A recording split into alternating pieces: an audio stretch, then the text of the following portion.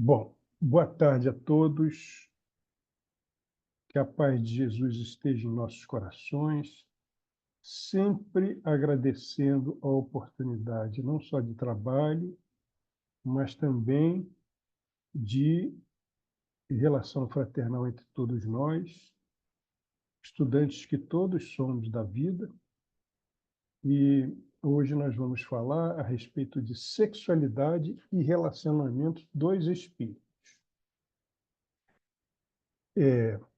Esse é um tema muito sensível. Quando nós falamos aqui relacionamento dos espíritos, que espíritos nós estamos falando? Nós estamos falando dos espíritos encarnados e dos espíritos encarnados. Quer dizer, o ser na sua condição de princípio inteligente, como espírito mesmo, em todas as situações. Foi-nos dado, foi sugerido um roteiro para esse estudo que nós resolvemos seguir e que fala a respeito do seguinte, é como se fossem algumas questões, né?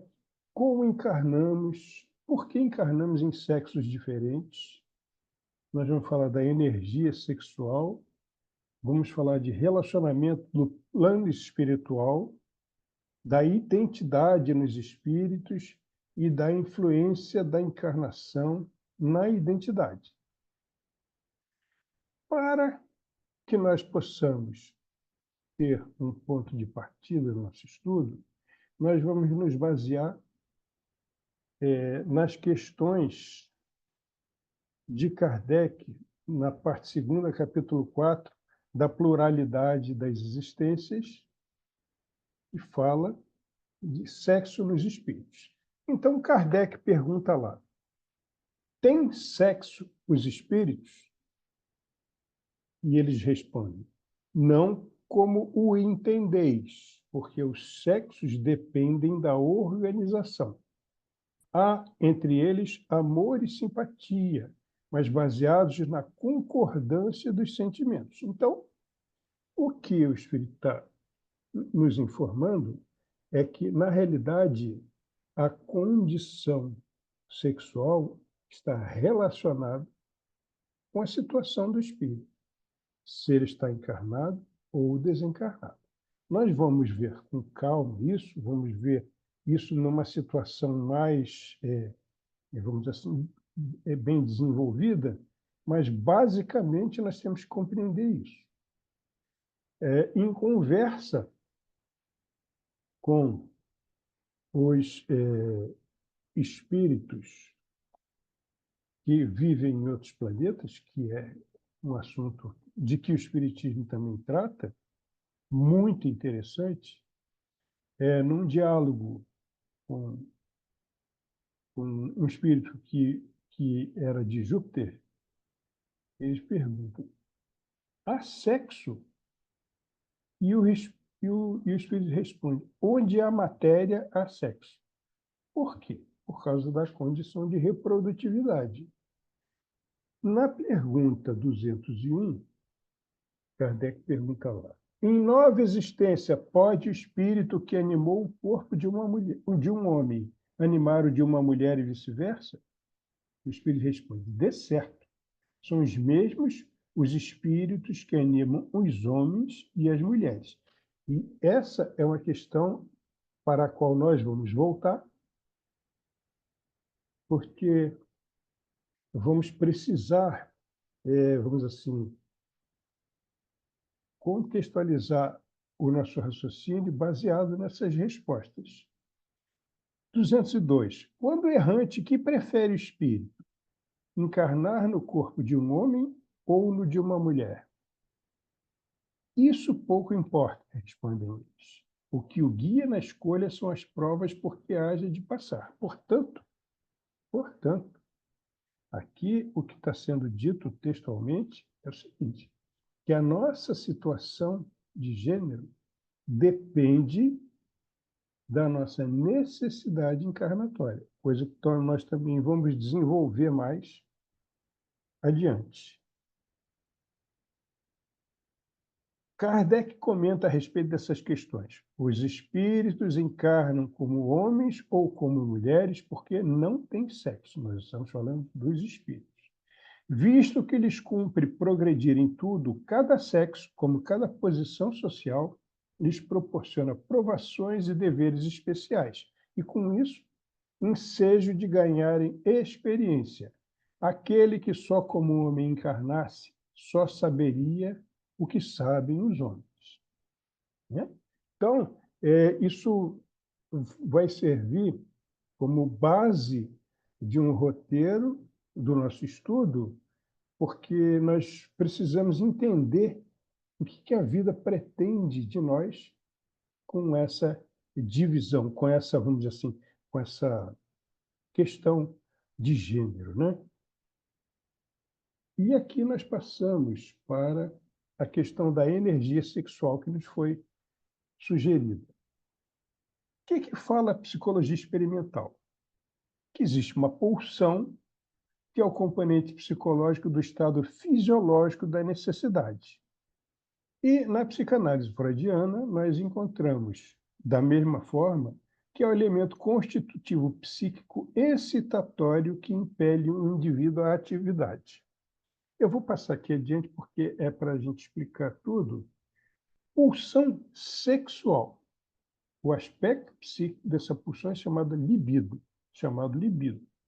Para Freud e Jung, libido é a energia psíquica presente em todas as formas de desejo, não apenas sexual. Então, o que esses eminentes pensadores, psicólogos, estão nos dizendo? Eles estão nos dizendo que em todos nós existe uma pulsão que busca, vamos dizer assim, acalmar ou fazer diminuir ou acabar com o desejo que nós temos. Então, o desejo, de uma maneira geral, ele não fala apenas em sexual, eles não falam apenas em sexual, mas falam de desejo. O desejo é uma compulsão que pede satisfação. Enquanto a satisfação não vem, essa necessidade perdura. É isso que eles querem dizer. E o que fala a doutrina espírita a respeito dessa energia? Aí nós vemos lá, em Joana de Ângeles, o Homem Integral, ela fala: na herança animal predominante na natureza humana, o instinto de preservação da espécie exerce um papel de fundamental importância no comportamento dos seres. Então, por aqui nós entendemos que essa pulsão, essa energia, é algo que é da natureza e que aqui a Joana está dizendo que tem um papel fundamental no comportamento, mas ela fala mais do instinto de preservação e de reprodução. A espécie ela tem que se reproduzir, tem a ver com crescei-vos e multiplicai-vos, né? Isso é uma ordem da vida.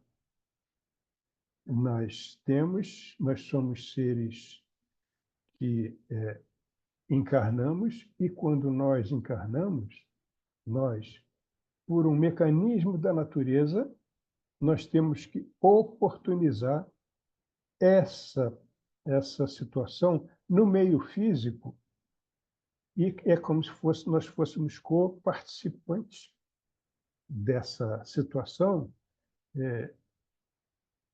nos valendo da obediência a esses instintos para preservar a espécie, preservar a condição de vida na face do planeta em que nós encarnamos. Uma coisa importante da gente compreender é que quando existe a fecundação, o que ocorre é uma situação mista, né? Porque, ao mesmo tempo em que se propicia o surgimento de um corpo, isso ocorre com a presença do reencarnante. Então, o reencarnante precisa dessa situação para estar na parte física do planeta.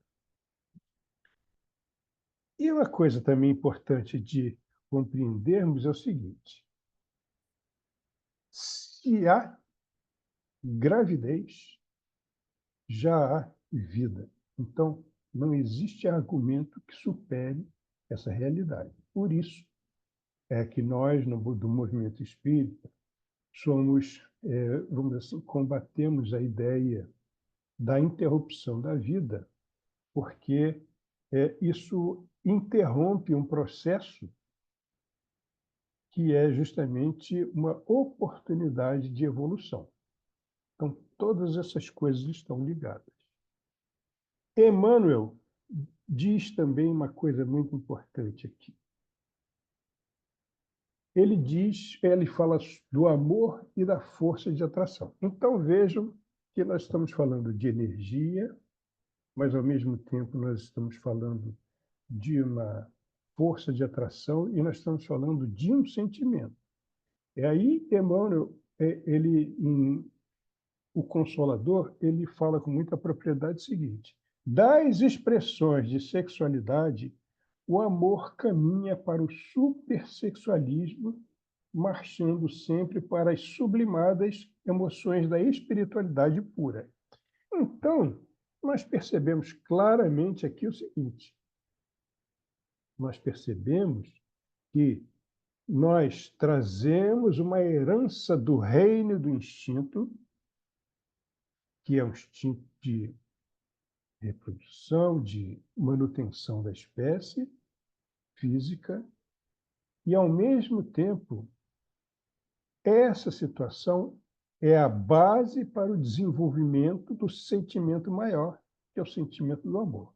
Quando Emmanuel fala em supersexualismo, o que ele quer dizer que é algo que está está adiante do sexualismo, e que parte dele para aprender a se sublimar. Isso é fácil de compreender nesse sentido. Relacionamento no plano espiritual. O sexo é uma contingência do plano físico pelo imperativo da reprodução, como nós vimos falando. No plano espiritual, o desencarnado vive graus diferentes de materialidade. Então, nós vemos que existe uma união entre amor e desejo sexual, mas os espíritos, de acordo com o grau de materialidade deles, tendem mais para uma parte do que para a outra. Essa situação é um tanto, como nós vamos ver lá no final, às vezes é um tanto insensível para determinadas pessoas. Elas acham que amor é uma coisa completamente diferente nesse sentido. Então, e realmente, nós sempre ouvimos falar a respeito disso, que uma relação sexual pode existir sem amor. Sim. No sentido de que nós temos que preservar a palavra amor para a questão da sublimação espiritual. Tanto é que os pesquisadores falam em Eros, que era o deus do amor, mas esse amor que eles falam era no sentido mais físico, mais de... E Joana vai falar uma coisa no final que vai ajudar a compreender bem isso. Não preciso dizer, Lourdes, não preciso dizer que a hora que alguém precisar levantar qualquer questão, que fique inteiramente à vontade, né? Então, aqui, nós estávamos dizendo aqui que no plano espiritual o desencarnado vive graus diferentes de materialidade. Por quê? Porque, embora a contingência da ligação sexual seja algo relacionado com o plano físico, com o plano dos encarnados, esses encarnados, esses espíritos levam ao desencarnar eles levam às tendências que eles alimentaram. Então, se eu vivo para aprender a amar, ser amado, me relacionar através do amor, eu sigo um determinado caminho. Mas existe a escolha de separar esse sentimento da simples satisfação do desejo carnal. Isso é uma escolha do espírito. É uma escolha do espírito. Geralmente, essas coisas se misturam. Aliás, nós podemos ver claramente que esse instinto que vem da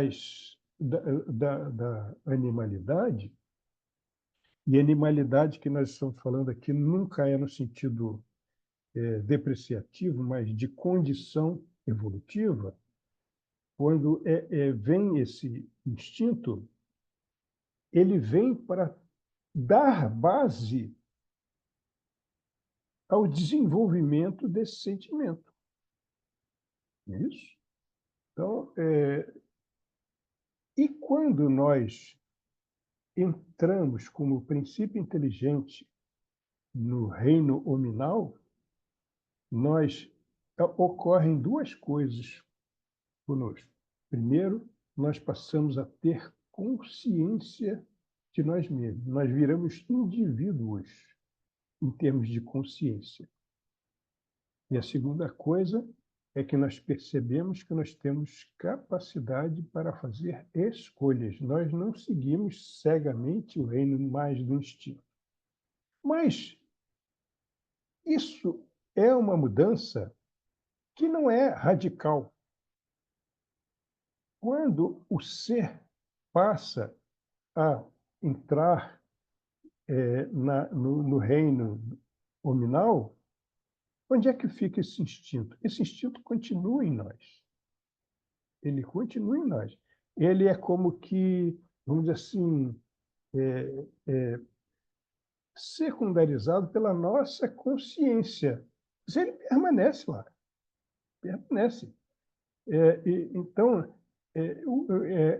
nesse crescimento do espírito, o que ocorre é que há mais consciência e menos instinto, cada vez mais. Na medida em que eu deixo a criatura deixa o reino animal e caminha para a angelitude, ela vai deixando, vamos dizer assim, ela vai fazendo com que a consciência suplante as funções do instinto e vai seguindo sempre nesse sentido, crescendo sempre. Quis o Criador que todas as funções que determinam a manutenção da vida fossem prazerosas. Então, tudo que mantém a vida é prazeroso. Alimentar-se, por exemplo, nós precisamos alimentar para manter o corpo, e isso é uma coisa que é prazerosa também. Mas se eu concentro o meu desejo só de me manter só na questão do prazer, o que vai acontecer? Eu deixo de me alimentar principalmente com o objetivo de me sustentar. Eu passo a me alimentar mais por uma questão de prazer.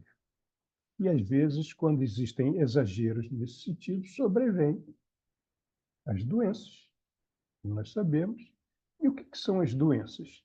As doenças são sinais da natureza que indicam erro de comportamento. Nós adoecemos porque nós não estamos seguindo corretamente as leis da vida. Claro que se Deus nos deu o prazer de fazer as coisas, nós temos todo o direito de fazer as coisas. O que nós temos que aprender é a não separar essa questão do prazer do resto da outra parte a que esse desejo, esse prazer está ligado, que no caso é a sobrevivência, é a manutenção da vida para que eu possa aproveitar e me aperfeiçoar como espírito, e se eu, com erros de procedimento, eu abrevio isso, eu vou sofrer, porque eu vou estar contrariando a lei. Da mesma maneira como o desejo sexual, ele está na base de algo que vai se transformar em amor. Ou já vem como amor, então ele fica como um componente da relação, que é sem dúvida alguma prazerosa, com todo direito, mas que visa principalmente o amor. Seguindo aqui, identidade dos espíritos. Aqui nós estamos fazendo uma afirmação que nós vamos passar muito tempo explicando essa afirmação. Na natureza só existem duas referências, o feminino e o masculino. Essas são referências de identidade. Então, lá na pergunta que Kardec faz aos espíritos, e no comentário que ele faz depois, como conclusão do que os espíritos explicaram, mostram o seguinte, que dentro de cada um de nós, no nosso ser, na nossa organização psicoemocional e física, existem as duas condições. De todos nós, existem essas duas condições. André Luiz explica que o sexo é uma condição psicológica. Os fisiologistas mostram claramente que existe uma expressão hormonal que é correspondente a essa situação de nós termos as duas condições. Em determinados seres é maior para um lado, determinados seres é maior para o outro, mas todo espírito pode expressar as duas referências. Todo espírito expressa as duas referências. E mais importante de nós compreendermos, principalmente no mundo em que nós vivemos hoje em dia, que lida com essas questões muito sensíveis, é que as referências de identidade podem se mesclar no mesmo indivíduo. Então, vamos pensar um pouquinho nisso, nessa mescla dessa condição de identidade de gênero que pode existir no mesmo indivíduo.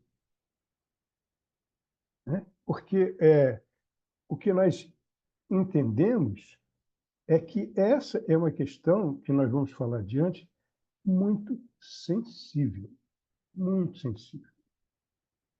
E nós vamos entender por quê. Identidade de gênero não é uma questão moral, mas é uma questão de estrutura psicológica. Então, o simples fato de o indivíduo ter uma identidade de gênero, seja qual for, isso não implica de forma nenhuma imoralidade. Moral é a maneira como cada indivíduo usa a sua sexualidade. Mas a questão em si, de identidade de gênero, não tem nada a ver com moral. Tem a ver, sim, com estrutura psicoemocional, com uma expressão física também. Né? Então, aqui, as necessidades encarnatórias. Enquanto encarnado, o espírito vive a condição de gênero correspondente à sua necessidade. E isso é que nós temos que entender. Não existem, assim, azares na natureza. Não existem situações que privilegiam mais uma criatura do que outra. Não existe isso. O que existe é necessidade encarnatória. E essas situações, nós precisamos compreender isso. Nós precisamos entender claramente, ou mais claramente possível, essa variedade. Nós dizemos lá no início que na natureza só existem essas duas referências, feminino e masculino. Só existem essas duas mesmo. Por quê essa dualidade? Porque isso é uma coisa do Criador. E nós vamos entender que essas duas referências, elas se mesclam, podem se mesclar no mesmo indivíduo. E de uma maneira a mais variada possível e em graus infinitamente variáveis também. E todos nós temos que compreender isso. Influência na encarnação, da encarnação na identidade. Ora, essa foi a questão proposta para nós, falarmos da influência da encarnação na identidade de gênero. Mas nós achamos que a identidade é que influencia na encarnação muito mais do que o contrário. Então, o indivíduo já vem preparado para viver uma determinada vida. Então, ele vem e é isso que influencia na encarnação que ele vai viver. É uma pré-condição que ele vive antes de encarnar. As questões culturais. E aqui nós podemos estar falando claramente do que acontece no mundo de hoje, né? Existe uma cultura assim, muito reativa a essa variabilidade de identidade de gênero. É uma cultura muito reativa. E isso nós temos o dever de compreender. Perguntando para vocês o seguinte: o que é importante na vida? O que nós esperamos da vida? O que nós queremos para a nossa vida? Se vocês quiserem responder, fiquem inteiramente à vontade. O que a gente espera da vida? Como é que eu quero viver? O que eu quero para mim? Né? Se a gente pensar assim, se a gente um dia acordar e conversando com o Criador e perguntar para ele: o Senhor me pôs aqui e o que eu quero daqui? O que eu tenho que fazer? Ou de que eu preciso? Eu devo simplesmente viver e deixar a vida passar? Ou eu devo procurar ser o mais feliz possível? Então, nós estamos aqui para sermos felizes. Esse é o objetivo da vida. Sim, está lá na pergunta 132 que o objetivo é o aperfeiçoamento. Deus nos impõe a encarnação para chegarmos à perfeição. Mas quem é que disse que a perfeição não inclui a felicidade? Não tem sentido se não for assim, não é? Nós fomos criados para ser felizes. E existe uma coisa que os espíritos falam que é maravilhosa, que nos faz assim um bem enorme ao coração. Eles dizem o seguinte: ser feliz não é apenas um direito, é um dever. Então, nós temos o dever de sermos felizes. Nós temos o direito de buscar felicidade.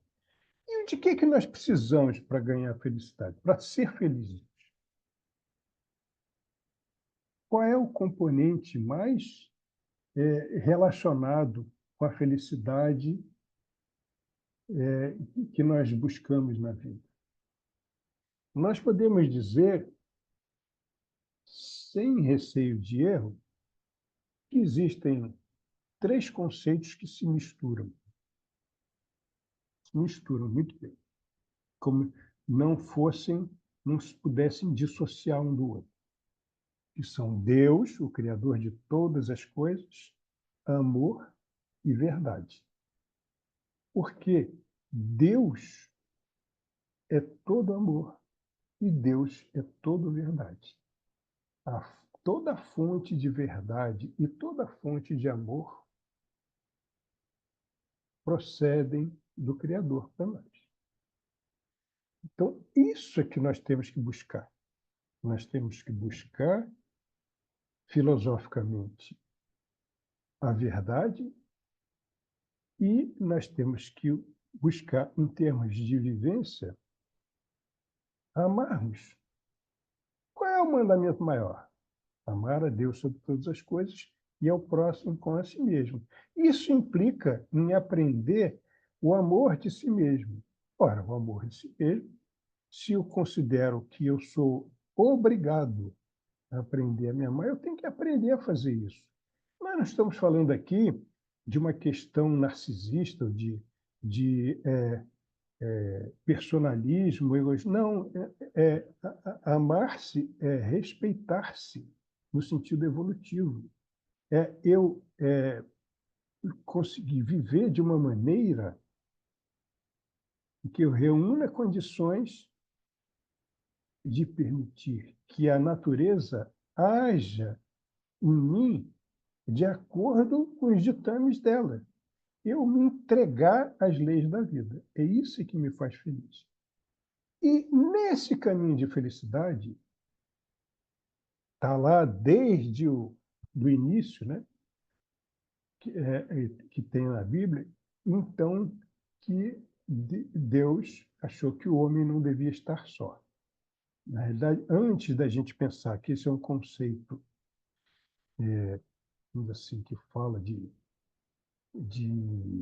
mais um conceito que fala que é o homem que surgiu e a mulher, né?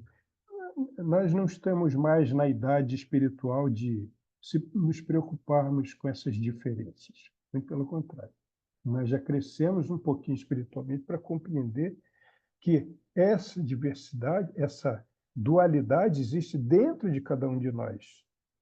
Não há sentido em imaginar que Deus fez uma parte de nós melhor do que a outra, que Deus fez um sexo melhor que o outro. Sexo no sentido de identidade de gênero. Não há sentido nisso.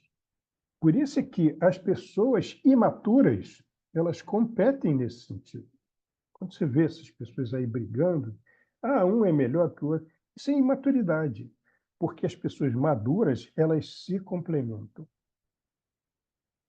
Deus, na sua infinita bondade e sabedoria, fez duas condições diferentes, necessariamente diferentes, para que ambas se atraíssem e construíssem, fossem auxiliares na construção da vida.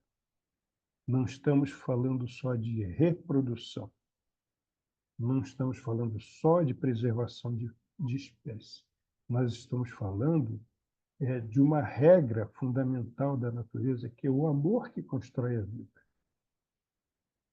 Por isso é que esse preâmbulo importante a respeito do que nós vamos falar, que eu preciso sempre de alguém a quem amar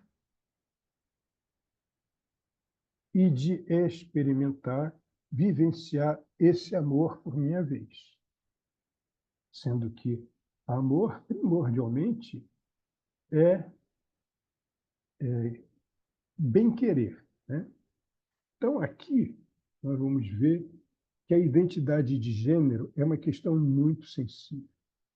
E é muito sensível por causa disso, porque a identidade de gênero envolve a liberdade de buscar a felicidade. Todo mundo procura a sua parte. Vejam bem que eu estou falando de um ser que traz em si essas duas condições que podem se mesclar. Podem se mesclar no mesmo ser. Mas nós sempre vamos buscar o diferente de nós para nos completarmos. E quando eu falo de buscar o diferente de nós, não estamos falando de corpo físico. Não estamos falando disso. Nós estamos falando da questão interna do ser. Sempre os seres buscam se completar no diferente, no correspondente. Não existe... Vejam, e por isso é que essa é uma questão muito sensível para nós compreendermos. Os corpos podem ter o mesmo gênero, mas a busca é pelo diferente, é pelo contrário. Porque é assim que nós buscamos a felicidade. Podemos ter criaturas que, em relação uma à outra, eles têm o mesmo gênero de corpo, mas a busca é pela completude. E a completude ela é feita pelo correspondente, pelo diferente. Por isso é que é ruim ser materialista, porque o materialismo confunde os conceitos. Então, porque no materialismo a gente vê duas pessoas do mesmo sexo físico e achamos que essa é uma situação que fala da mesma identidade. Mas é diferente. Internamente, as identidades são diferentes e se buscam nessa diferença. E é isso que a gente precisa compreender e nós precisamos ser muito sensíveis a essa questão. Olha aqui, a defesa da própria identidade. Não há quem não defenda a própria identidade de gênero. Eu preciso disso. Por quê? Porque a minha identidade de gênero é a minha que eu dependo dela para buscar a minha felicidade.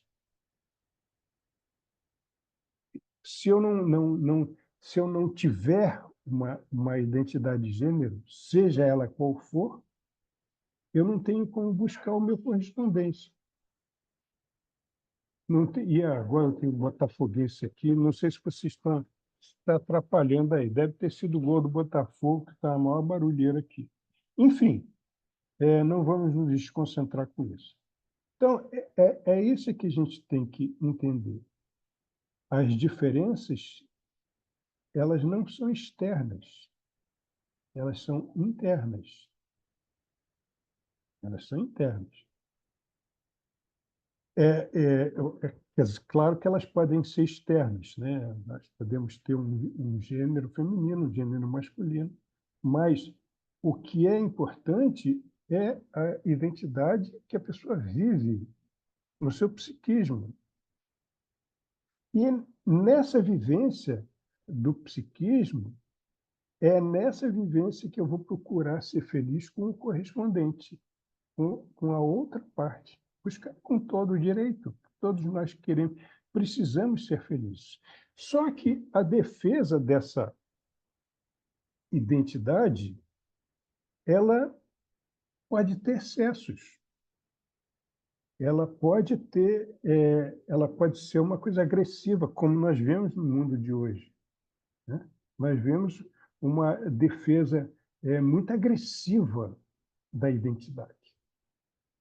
Como essa identidade pode variar muito, aí há essa questão de, não, a minha identidade é essa aqui, tem que ser essa aqui. Então, as pessoas têm que referir aquela identidade. Se não referir aquela identidade, é como se estivesse excluindo a pessoa.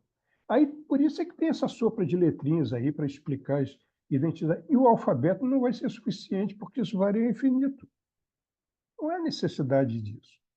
O que há, sim, é necessidade da sensibilidade, do respeito e da compreensão de que todo mundo tem o direito de ser feliz. Todo mundo tem o direito de ser feliz. E todos nós temos o dever de apoiar essa busca da felicidade. Não vamos aderir de forma nenhuma, como movimento espírita, a esses exageros reativos, né? Essa agressividade, essa maneira de ser de exageros na defesa agressiva da própria identidade. Isso não tem nada a ver conosco. O que nós defendemos, sim, é a sensibilidade de perceber a necessidade de ser feliz das pessoas. As pessoas escolhem o que ser, né? Como defender. Então, nós temos que compreender isso. Outra coisa que a gente precisa entender é o seguinte: amor e eros. Aqui, Joana, em Amor e Imbatível Amor, ela fala o seguinte: os mitólogos definem Eros na conceituação antiga do Olimpo grego como a divindade que representa o amor, particularmente o de natureza física. Então, aqueles gregos, eles englobavam tudo só e chamavam de Eros. Mas é particularmente de natureza física. E ela segue lá dizendo o seguinte: o amor utiliza-se de Eros sem que se lhe submeta, enquanto Eros raramente se unge no sentimento de pureza e serenidade que caracterizam o amor. Então, isso quer dizer o seguinte: Joana está nos dizendo que a paixão, o desejo sexual, leva ao amor, mas tem essa missão de levar ao amor. E quando não leva ao amor, não deve se demorar única e exclusivamente como função de satisfação, porque essas coisas estão acompanhadas. E o que nós vemos hoje em dia é um grande prejuízo do exagero que existe na vivência da obediência cega a esse desejo sem sentimento. Então, como Emmanuel disse lá atrás, nós temos que entender que o nosso caminho é o do sentimento maior. Nós estamos ensaiando esse caminho na nossa condição. Nós viemos do reino anterior com essa compulsão. Ao mesmo tempo, nós nos permitimos o prazer porque o Criador assim o quis. Em toda defesa da vida, a defesa da vida precisa ser prazerosa, com todo direito, mas deve encaminhar ao amor, que é o sentimento maior. Então, meus queridos amigos, esse é um tema difícil. Eu busquei fazer dessa forma, fazer de coração, porque eu acho que essa é uma questão muito importante, mas muito sensível também. Então, eu espero que vocês tenham compreendido o objetivo desse estudo e, por favor, qualquer questão que vocês queiram, podem colocar. Se não for hoje, quiserem mandar, sei lá, de alguma maneira, e se nós não soubermos, nós vamos pesquisar. Tá bom? Então, vamos devolver a palavra à Lourdinha, que nós já estamos passando da nossa hora.